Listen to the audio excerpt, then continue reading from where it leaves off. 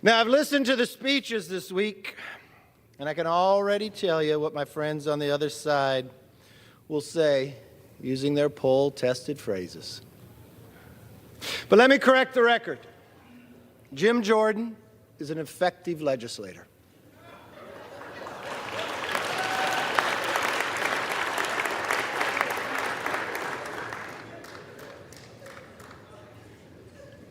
To legislate is about more than the name on the bill. It's about reaching compromise and working long hours behind the scenes to get the job done.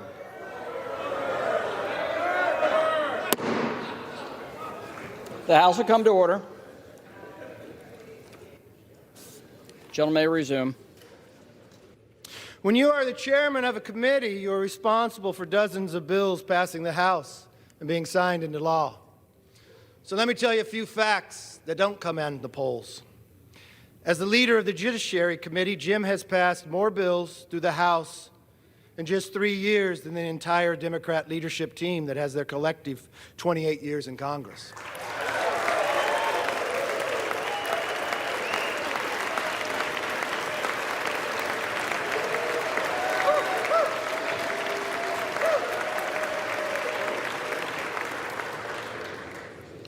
Mr. Aguilar has a whopping one whole bill signed into law, a post office in San Bernardino.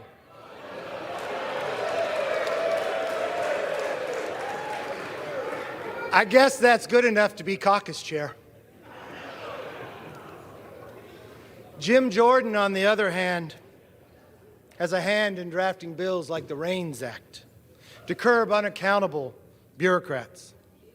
He helped negotiate and pass H.R. 2, the strongest border security bill this House has ever passed.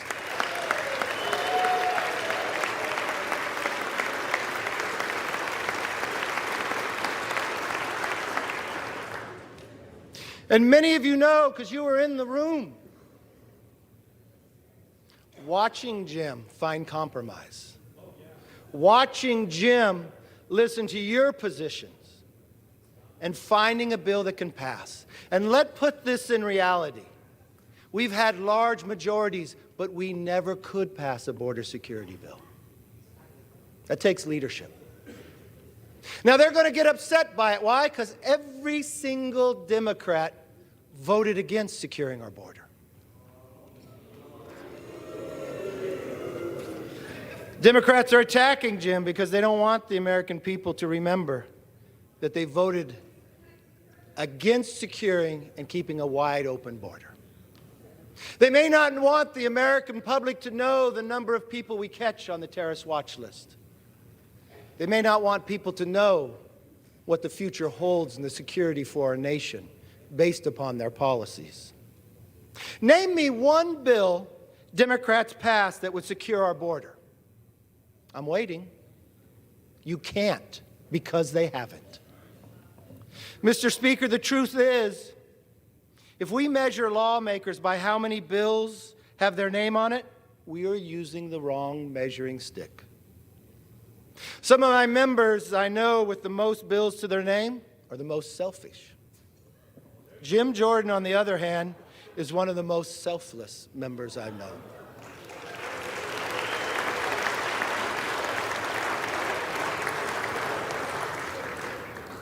I've known Jim a long time, so I want to do something different. I actually called the freshman members on his committee and asked them, what do you think of your chairman? Here's just a few. I quote, Jim empowers every member of judiciary to pursue what interests them. I quote by another, he lets each of us take the lead on the issues that are important to us, even letting freshmen and junior members take important roles. Another one, he trusts our judgment on how we handle issues and witnesses, and always seeks our input on key issues.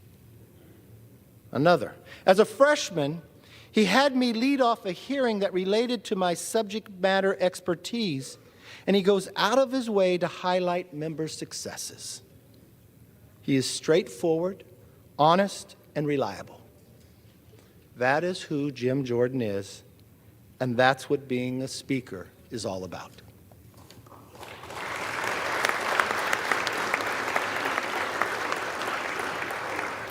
Now, some of you might not know this, but Jim and I have a long history.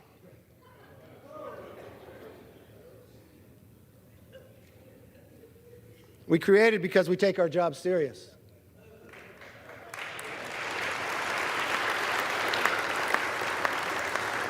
I first met Jim as a candidate. I traveled to Ohio. I remember pulling up for breakfast at a Bob Evans in Ohio. There was Jim having a meeting, listening to constituents. I traveled with him throughout the day, from Rotary to Farm Bureau, to just listening to people that had concerns. And I watched them, the same Jim Jordan I see today. He was a leader, a listener, and a fighter. We were actually elected to Congress that same year and became close friends. It was a small class. There was only 13 of us. It was one of the smallest Republican classes in modern history. Over time, we took different routes. Jim actually ran against me for leader in 2018. It was a hard-fought battle. But I never once questioned his skills or commitment to this conference or this country. After the race, I became leader, and we had an opening for the ranking member on House Oversight. Jim didn't even apply for the job.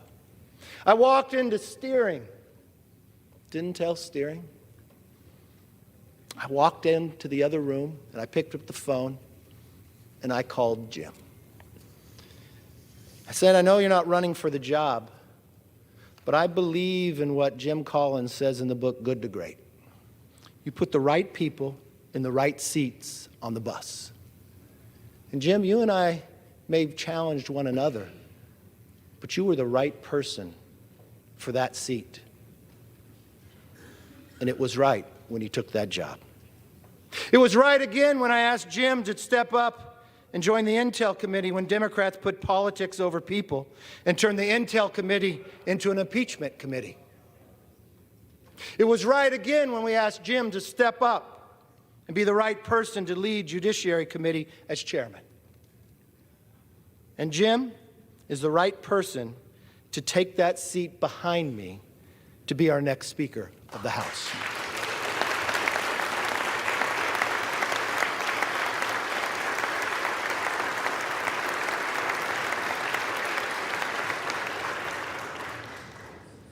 Mr. Speaker, we have an important job to do. The American people expect us to focus on the most pressing issues. We've watched what the Democrat majority has done and brought us inflation like we haven't seen since the 70s. We've watched what the Democrats have done by opening up our border, bringing fentanyl, killing Americans each and every day. And now we have a war in Israel. This country is too great for small visions. Trust me, being Speaker is not an easy job, especially in this conference. But I've seen Jim spend his entire career fighting for freedom, no matter what, no matter the odds, and I know he is ready for the job. And so it is my honor to say, as a member of the Republican Conference, I am directed by the vote of that conference to present for the election to the office of Speaker of the House of Representatives the name of my friend, the Honorable Jim Jordan, a representative from the state of Ohio. I yield back.